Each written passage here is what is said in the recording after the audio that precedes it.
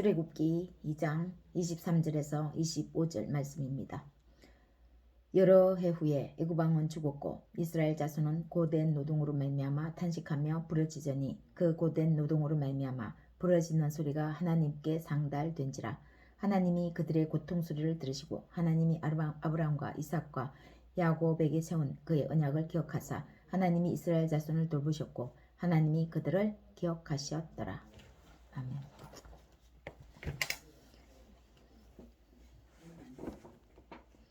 개인이든 민족이든 나라든 시조나 시출을 말할 때에 대개가 미화하는 경우가 있습니다. 임금의 후손이라든가 우리 조상들은 어디를 다스렸다 등등 자기 자신이나 자기 민족의 시조를 이렇게 말합니다. 그런데 유일하게 우리 민족은 우리 조상은 남의 나라에서 종살이를 했다. 남의 나라의 노예 출신이었다. 라고 말하는 사람은 히브리 민족밖에 없는 것 같습니다. 성경은 히브리 민족의 조상이 애굽의 종 출신이었다고 말합니다. 성경은 인간의 상황을 미화하지 않습니다. 그것이 인간의 죄든 인간의 고독함이든 고통이든 더하거나 덜하거나 하지 않고 상황 그대로를 적나라하게 묘사합니다. 성경이 우리에게 말하고자 하는 것은 사람이 위대하다는 것이 아닌 것입니다. 사람은 죄인이고 병들고 사람에게는 길이 없는데 하나님이 그를 건지신다는 말씀입니다. 만약 성경이 인간이 주인공이라고 한다면 인간의 위대함만을 말하겠지요. 다윗의 범죄가 적나라하게 기록되지 않겠지요. 아브라함의 하나님의 약속을 믿지 않고 행동하는 그 많은 실수를 말하지 않을 것입니다. 모세가 하나님을 빼놓고 그렇게 위대하다면 가나안 땅에 들어가지 못한 능력 없는 자처럼 묘사하지 않을 것입니다. 결국 인간의 힘은 최후 막바지에서 인간이 가진 힘의 한계에 부딪힘을 성경은 말합니다. 한계의 인간은 끝내 어떤 한계에 다다를 수밖에 없습니다. 우리의 도움이 어디서 옵니까? 천지를 지으신 여호와께로소다 이렇게 말씀합니다. 어떤 방법으로 도움이 올지는 모릅니다. 우리에게 이전에 어떠한 방법으로 하나님이 도움을 주셨다고 해서 그 다음에도 꼭 그와 같은 그런 방법으로 우리에게 도움을 주실 것이다. 아무도 장담하지 못하는 것이죠. 그러나 적어도 그 도움이 하나님께로부터 온다는 것은 알고 있는 것입니다. 사람을 통해 올 수도 있고 그 사람이 친구를 통해서 올 수도 있고 전혀 알지 못하는 사람을 통해서도 올 수도 있지만 결국은 하나님이 이 모든 것을 주관하셔서 도우시는 것입니다. 하나님이 돕지 않으면 우리에게는 길이 없습니다. 예수님 말씀에 너희가 나를 떠나서는 아무것도 할 수 없다고 했습니다. 그래서 우리에게 문제가 발생했을 때 안 되는 문제에 초점을 맞추기보다는 더 근본적인 문제가 어디 있는가를 봐야 합니다. 결국 예수님을 떠났기 때문에 그 일을 할 수가 없었던 것입니다. 예수님을 떠난 것이 문제였던 거죠. 집 나간 탕자가 아버지를 떠난 것이 문제인 것입니다. 탕자가 집을 떠날 때에 어떻게 생각하고 났었겠습니까? 아무런 문제가 없다고 생각했기에 떠났습니다. 그에게는 아버지에게 받은 유산이 수중에 가득했습니다. 그 유산이 자기 자신을 지켜줄 거라고 믿었습니다. 돈이 두둑하니까 이 돈만 있으면 어디에 가든 잘 살 수 있다고 돈을 믿은 거죠. 재물은 오래가지 못할 뿐더러 나를 지켜주지 못합니다. 쓰고 나면 없어지는 소모품이잖아요. 유한한 한 개의 물품이잖아요. 영원히 우리 곁에서 지켜주지 못합니다. 아무리 써도 사용해도 없어지지 않는 다함이 없는 것은 이 세상에는 없습니다. 소모품인 이 세상을 짓고 그런 세상을 주관하는 영원하신 하나님 한 분만이 우리를 지켜주시는 것입니다. 탕자에게 돈이 남아 있었다면 탕자가 진정한 탕자가 되지 않았을 것입니다. 돌아오지 않았을 것입니다. 아버지의 유산이므로 아버지와 함께 있을 때에 이 유산은 관리되고 보존되는 것입니다. 받은 유산은 다 소모되어 없어졌지만 유산의 근원이신 아버지께로 돌아가면 그 유산보다 더 크신 유산의 근원이신 아버지와 함께 하는 것이므로 아버지의 일부가 아니라 아버지의 전부를 탕자는 상속받는 것입니다. 결국 인간이 한계를 벗어나 한계를 넘어서는 것은 인간의 근원, 그 근원 되시는 분께로 돌아갈 때의 한계를 넘어서는 것입니다. 이스라엘의 민족인 후예들이 이제야 그 근원으로 돌아가는 모습이 바로 오늘 본문 말씀에서 그려지는 것을 볼 수 있습니다. 여러 해 후에 오늘 23절에서 그렇게 말씀하죠. 애굽 왕이 죽었습니다. 요셉을 알던 애굽의 왕들은 하나도 남아있지 않습니다.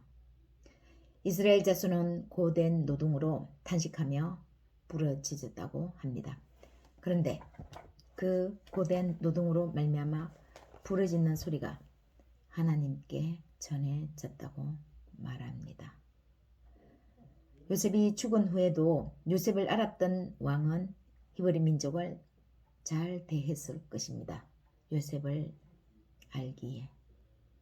그러나 차츰 요셉의 흔적이 지워지고 그를 알지 못하던 애굽 왕이 왕위에 오르면서 히브리 민족은 학대받기를 시작했습니다. 학대를 당했습니다. 이 와중에 모세가 태어났습니다. 난세에 태어났습니다. 어수선한 시기에 민족의 운명이 바람 앞에 등불, 촛불 같은 그런 상황에서 모세가 태어난 것이죠. 난세의 이 히브리 민족인 모세는 부모의 극적인 보살핌이 아니었다면 모세는 죽었습니다. 사내 아이는 다 죽이라고 애굽 왕이 명령을 내렸죠. 그 명령을 어긴 산파 덕분에 모세는 생명을 건질 수가 있었던 것입니다. 이 산파가 누구에게 속한 사람이었습니까? 하나님께 속한 사람이었습니다. 하나님을 두려워했기 때문에 애굽의 왕을 무서워하지 않을 수가 있었던 것이죠.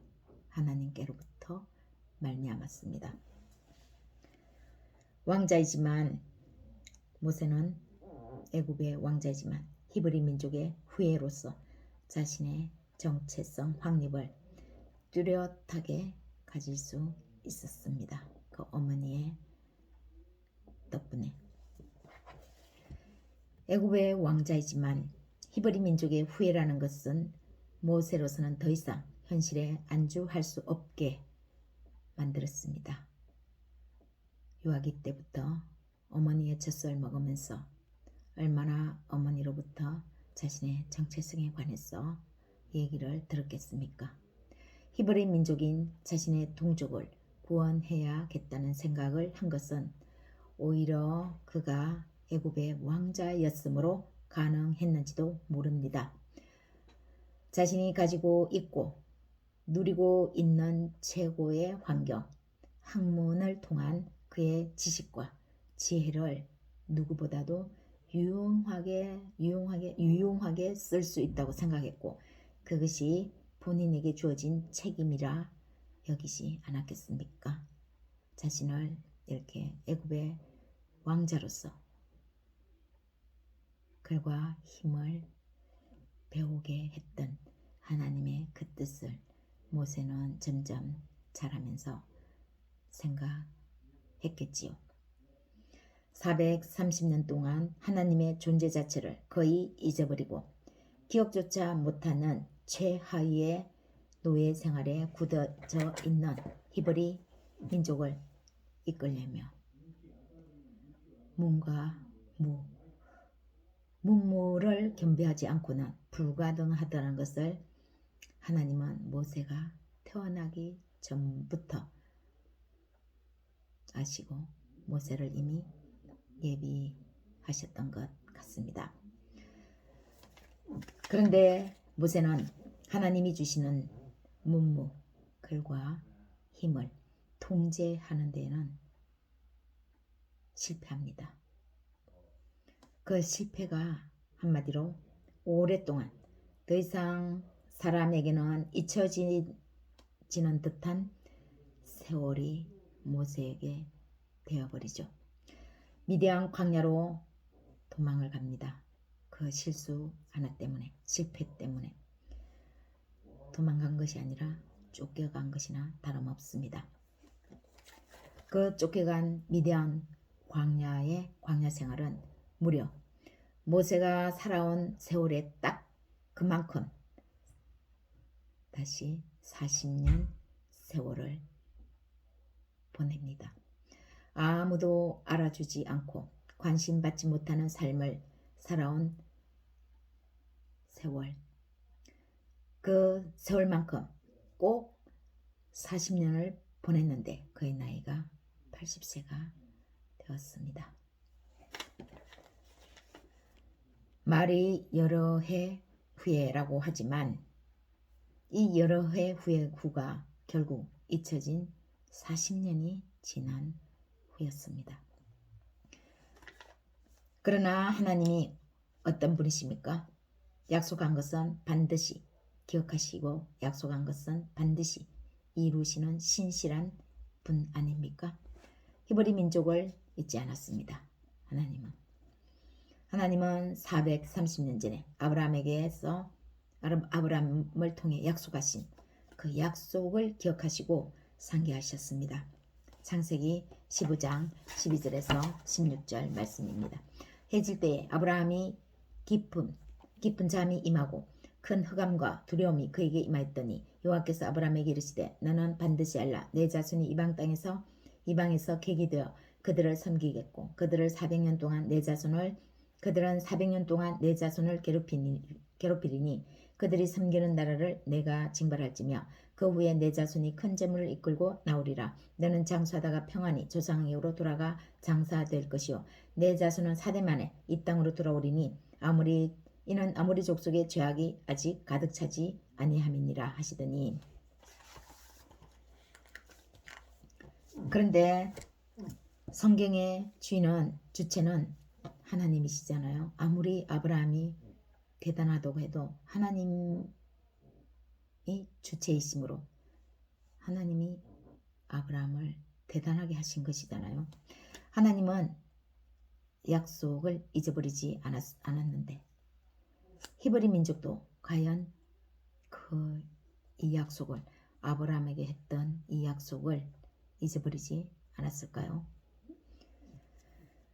하나님이 430년 후에 자신들을 찾아오실 거라는 것을 알고 있었을까요? 기억했을까요? 1대도 아니고 2대도 아니고 3대도 아니고 4대에 걸쳐 세월이 흘렀습니다. 특히 고된 노동의 일용직은 하루하루 살기 빠듯합니다. 그저 다른 2차적인 가치 있는 삶을 생각할 겨를이 없습니다. 하루하루 살아가는 것도 바쁜데 어떻게 인간의 더 나은 삶이 무엇인가? 어떻게 하면 인간이 인간으로서 가치 있는 삶을 살까? 이런 생각할 수 있겠습니까? 이런 사람이 있었다면 오히려 정신머리 없는 사람 취급하며 정신 차리라고 면박을 받았을 것입니다. 아무튼 상황이 그랬습니다. 최악이었죠. 그래서 하나님의 약속은 얼핏 조상들로부터 전해지면서 한두 번 들은 그런 기억은 가물가물 있는 듯 하지만 그것이 현실에서 일어날 일이라고는 아마 전혀 상상조차도 안 했을 것입니다. 조상들로부터 뭔가 긴가민가 들은 것 같기는 하지만 과연 그 일이 세상에서 내 현실에서 일어나리라고는 이스라엘 백성들이 생각을 못했겠지요. 이로보건대 오늘 본문에서의 그들의 부르짖음은 하나님을 향한 뚜렷한 목적을 갖고 분명한 의식으로 고통을 호소한 것이 아닌 것입니다. 이들은 그냥 너무 힘들었어. 이제 인간이 느끼는 그 고통의 한계에 다다랐어. 더 이상은 견딜 힘이 없었어. 막무가내 부르짖는 그런 부르짖음이었습니다. 뚜렷한 주체가 없었습니다. 하나님하고 주어를 부르면서 기도한 것이 아니었다라는 것입니다. 그런데 하나님은 그 소리를 들으셨다는 것입니다. 뚜렷한 목적의식도 없고 주체도 없는데 하나님은 그 고통 소리를 들으셨다고 말씀합니다. 그들의 그 소리가 하늘에 상달되었다라고 말씀합니다. 그 부르짖는 소리에 그 옛날 약속했던 아브라함과 이삭과 야곱을 떠올리셨다고 말씀하죠. 사랑하는 여러분, 이것을 볼 때에 하나님의 구속사는 역시 하나님이 주도적으로 이루신다는 것을 알 수 있습니다. 이스라엘의 후에 히브리 민족은 자신들을 종으로 부려먹는 애굽 사람을 미워하지도 반란을 일으키지도 않았습니다. 그런 내용은 전혀 없습니다. 자신들을 종으로 부려먹었다고 해서 왜 우리를 이렇게 종살이 시키지? 우리는 언제 여기서 벗어나는 거지? 이렇게 애굽 사람들을 미워하지 않았다는 것입니다. 그저 마늘, 파, 부추 이런 것들을 배불리 먹이면 그것으로서 이 사람들은 만족한 삶을 살았던 것이죠. 그럼에도 하나님은 부르짖는 고통의 소리에 귀를 기울이셨습니다. 그래서 우리는 다시금 하나님의 구속사에 대해서 상기할 필요를 느낍니다. 첫 번째는 우리의 신앙으로 구원을 받은 것도 아니고 하나님의 역사로 구원받는다는 사실입니다. 우리의 신앙이 좋아서 구원받는 것이 아니라는 것이죠.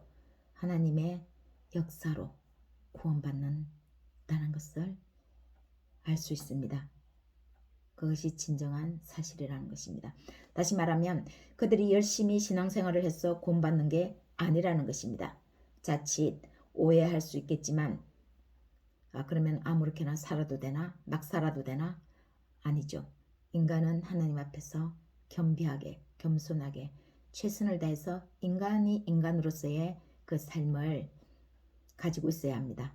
인간다움을 하나님 앞에서 가지고 있어야죠. 인간다움, 겸손함입니다. 최선을 다해서 살아야 할 의무가 인간에게는 있는 것입니다. 인간의 열심, 신앙의 열심이 인간을 구원하는 주체가 될 수 없다는 것입니다. 하나님의 강권적인 역사로 그들을 건져낸 것입니다. 우리의 신앙의 정성과 열심에 초점을 맞추려 한다면 내가 열심히 믿기만 하면 되겠지요. 그런데 우리가 때로는 열심히 믿지만 우리의 그 믿음대로 되지 않을 때도 있습니다. 분명히 하나님이 말씀을 주셔서 믿고 나아갔는데 그 믿음대로 되지 않을 때도 있습니다.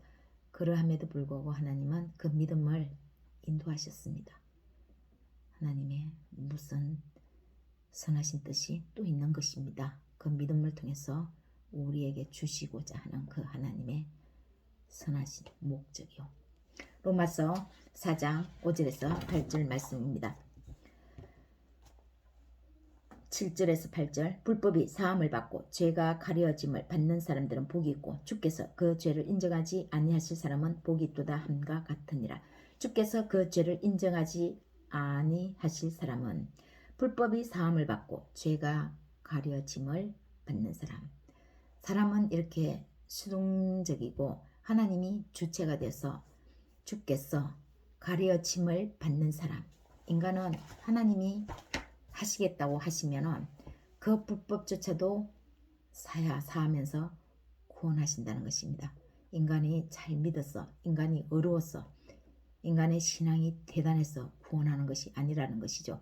주체이신 하나님이 구원하시고자 하신다면 불법마저도 없는 것으로 치부해 주시면서 구원하신다는 사실입니다. 주께서 그렇게 하시고자 하는 사람에게 전적으로 하나님의 권능으로 하신다는 뜻입니다. 두 번째는 약속입니다. 약속은 시간이 지나면 우리의 기억에는 흐릿할 수 있습니다. 기억에는 더군다나 430년이 지났습니다. 1대, 2대, 3대, 4대가 지났습니다. 그러나 하나님은 사람이 아니시기에 약속하신 것은 반드시 이루시는 분이십니다. 하나님의 그들의 고통소리를 들으실 때에 하나님은 그들의 고통소리를 들으실 때 누구를 기억하셨다고 합니까? 그들의 조상과의 맺었던 언약을 기억하셨다고 말씀합니다. 아브라함과 이삭과 야곱에게 세운 언약이죠. 정확하게 말하면 아브라함에게 세운 언약입니다. 결국은 약속 때문에 그들이 그 약속에 의해 건져냄을 받은 것입니다.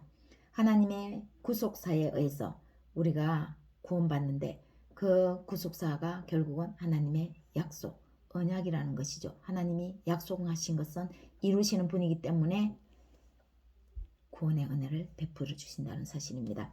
세 번째는 계획입니다. 하나님이 언약하시면서까지 세우겠다고 하는 것이 있었습니다. 그것이 바로 민족이었습니다. 이스라엘의 후예인 히브리 부족이 애굽의 노예로 들어간 것은 하나님의 철두철미한 계획하에 있었습니다. 야곱에게서 이스라엘이라는 칭호를 붙인 것은 그의 개인의 칭호가 아니었죠. 민족의 상징이었습니다.